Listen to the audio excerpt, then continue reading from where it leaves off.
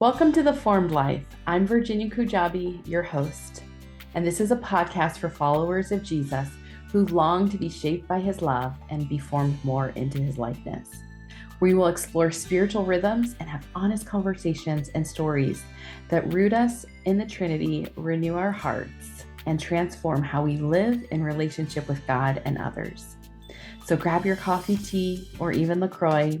I know we have some Diet Coke drinkers in this community. No judgment. Lean in and let's dive into this spiritual conversation. Hello and welcome to The Formed Life. I'm Virginia Kujabi, your host, and I'm so thrilled that you are here. Friend, today we are going to talk about a spiritual practice that you can actually try as soon as this episode is over. Today we're going to talk about the topic of silence. So let's dive into this episode.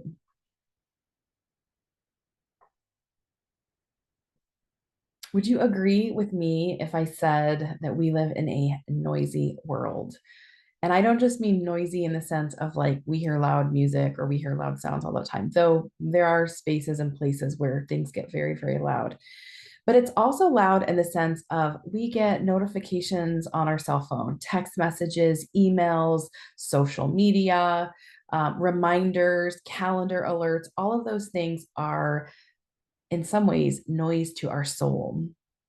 We also have the noise of busyness. Most people that I talk to are living very, very busy lives, especially if you have children living in your home.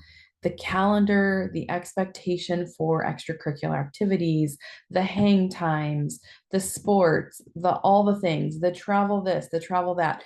Like people are living very, very busy lives.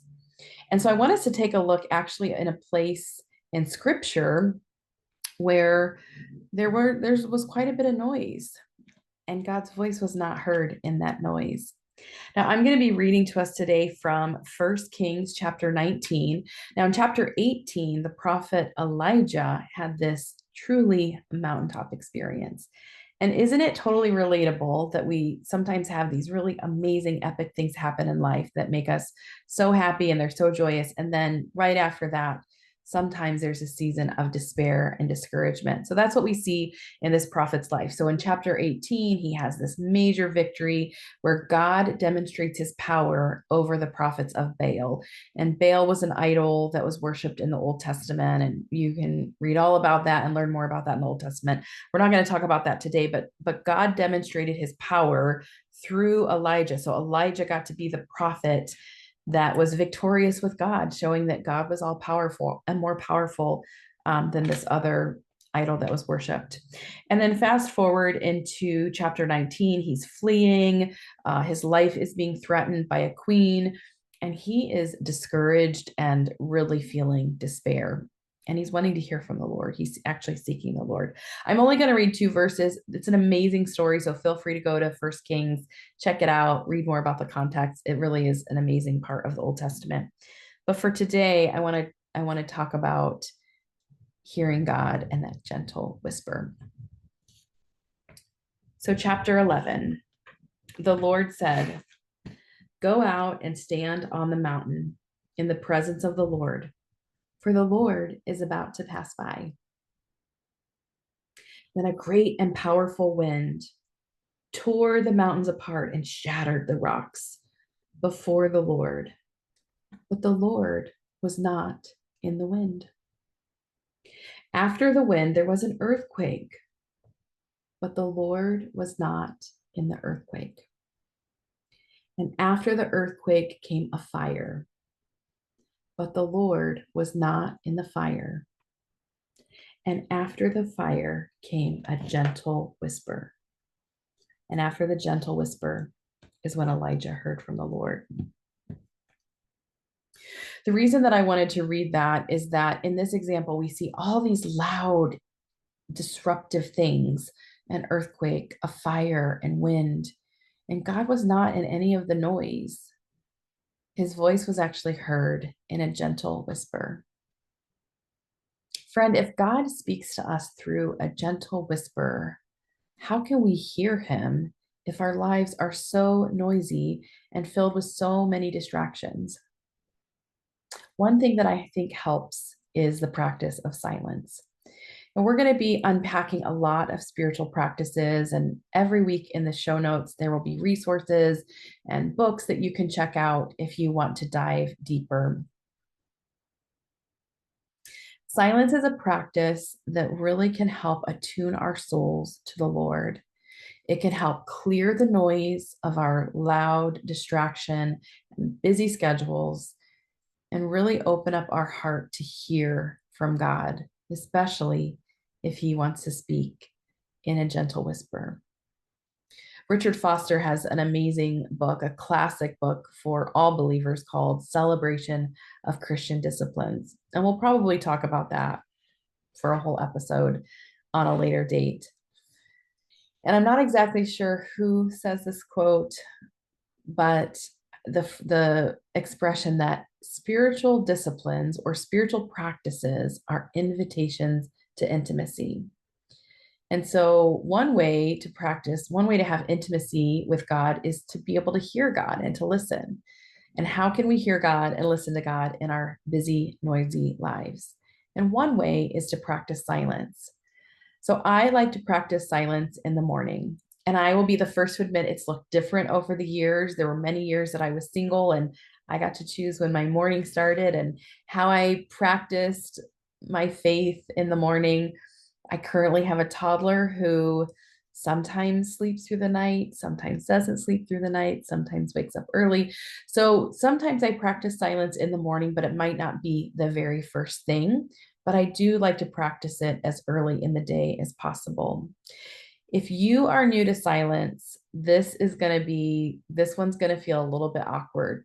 And I'll be given a spoiler alert right here. That first minute will feel like an eternity, but just stick with it. So my hope is that after this episode ends, you will try this practice for yourself.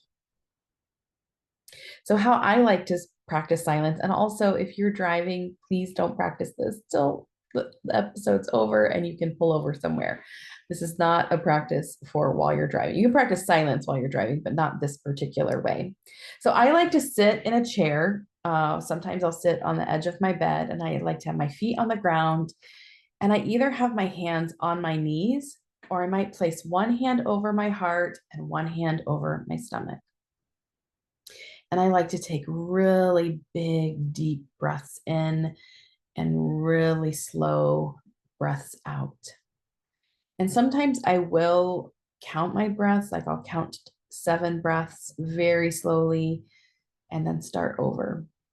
Now, the idea is not to manipulate your breath or try to change your breathing, but sometimes being aware of the breathing for me actually helps me practice silence. You'll figure out what helps you. If you're brand new to silence, I would say why not start with 3 to 5 minutes, meaning set a timer for 3 minutes or 5 minutes. If you've already been practicing silence, why not push it out to 15 minutes or 20 minutes? In this most basic sense, sitting in silence is a very simple way to also meditate and have no thoughts in your head. Now, there are other more sophisticated way to you can meditate on scripture, you can meditate on a word or a prayer, like an anchoring prayer or a phrase about God. There are many ways to meditate, but in its truest and simplest form, sitting in silence is the most basic form of meditation. And what I find, even with 3 to 5 minutes of silence, it attunes my soul to be able to listen to God differently than if I start my day on my phone, seeing what text messages came in, if there are email alerts, jumping over to social media, like all of that is noise. But starting with silence creates space for me to listen to God. So, friend, do you have much silence in your life? And if you feel like your life is really busy or noisy, full of distractions, I want to encourage you to practice silence today. So when this episode ends, I would love for you to practice silence. And if you're new, try 3 to 5 minutes. My challenge for you is, will you try to practice silence every morning for 1 week? And at the end of that week, will you write about your experience? Write about it in a journal, shoot me a comment. You can send me an email. You can go to social media or respond in the comments if you want. I would love to hear if you practice silence for a week. And again, if God is speaking in the gentle whisper, how else will your soul hear from him?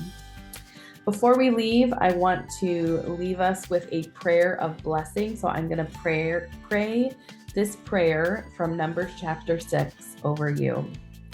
The Lord bless you and keep you. The Lord make his face shine upon you and be gracious to you. The Lord turn his face towards you and give you peace. Until next time, friend. This is Virginia Wear Kujabi, and this is The Formed Life.